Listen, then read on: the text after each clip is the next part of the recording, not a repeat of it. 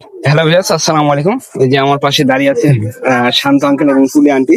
তো আসলে আঙ্কেলের কাছ থেকে আসলে যে হলো সাকসেসের যে গল্পটা তাদের কাছে শুনবো, যে আসলে তারা কিভাবে আসলে অনলাইন জগতে এভাবে আসলে সাকসেস পেয়েছে এবং যে অনলাইনে হ্যাঁ, সাকসেস পেতে চান মানে আসলে কিভাবে। মেন কথা হচ্ছে তোমরা আসলে সাকসেস জি, হতে পারবে কিনা জি, এটাই জি। বোঝাতে চাচ্ছে। আসসালামু আলাইকুম সবাইকে, আশা করি সবাই ভালো আছেন। তো আমরা একটা বিয়ের দাওয়াতের অনুষ্ঠানে আসছি, আসার পরে আমার এটা কিন্তু অনেক কাছের মানুষ, আমার বোনের ছেলে। তো এখানে এসে দেখা হয়ে জানলাম যে ও একটা ছোট পেজ ক্রিয়েট করছে, তো ও ছোট ছোট করে কাজ করছে।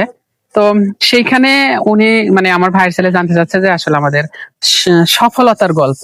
সফলতাটা আসলে আম, একদিকে দেখতে গেলে অনেক সহজ, আবার একদিকে দেখতে গেলে অনেক কঠিন, যে যেভাবে নেয়। আমরা আসলে গ্রামের মানুষ, আমরা খুবই দরিদ্র পরিবার থেকে বিলং করি। তো সেখান থেকে আমরা যখন ভিডিও শুরু করি, আমাদের আমাদের থানাতে কেউ ছিল না, এক কথায়। আমরা যে থানাতে বাস করি এই থানাতে কেউ ছিল না। এই ভিডিওটা আমি কিন্তু কনফিডেন্টের সাথে বলছি, হ্যাঁ, কনফিডেন্সের সাথে বলছি, কারণ হচ্ছে অনেকেই তো দেখবে ভিডিওটা, তখন অনেকে বলবে যে ওরাই কি শুধু শুরু করছে। হ্যাঁ, মোহনপুর থানাতে আমরাই কাজ শুরু করছিলাম।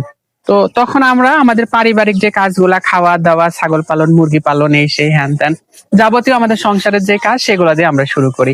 তা আলহামদুলিল্লাহ, মানে তখন আমাদের কয় মাস লাগছিল তুই? 11 মাস। 11 মাস লাগছিল আমাদের মনিটাইজেশন বা পেজে আর্নিং হইতে। তো ওই 11 মাস পরে যখন আমি প্রথম বেতন পাইছিলাম, তখন খুবই খুবই আনন্দিত হয়েছিলাম। তো আসলে এখানে মূল হচ্ছে ধৈর্য। অনলাইন প্ল্যাটফর্ম হচ্ছে, এখানে কোনো ঘুষ দিয়ে করা যায় না বা কোনো মামা খালুর মাধ্যমে হয় না।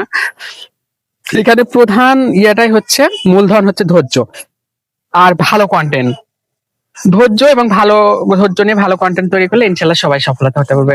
আমি দোয়া করি তুমি অনেক বড় হও, জি, অবশ্যই মানে দোয়া করবেন। একদিন অনেক বড় কন্টেন্ট ক্রিয়েটার হও। হয়তো আমরা সেদিন অনলাইন জগতে থাকবো কি থাকবো না জানি না, কিন্তু যাই হোক, আমার বোনের ছেলের পেজের নাম হচ্ছে পিএফ ইসমাইল হিমেল। সবাই পেজটা ফলো করে আসবেন। এবং উনি মানে যেহেতু একজন মানে ব্যাচেলার আর হচ্ছে স্টুডেন্ট, সেই ক্ষেত্রে ওর কন্টেন্ট গুলা হচ্ছে সব মানবিক কন্টেন্টের মতো, জি। তাই না? তো সবাই পেজটা ফলো করে আসবেন এবং পাশে থাকবেন। আল্লাহ হাফেজ সবাইকে।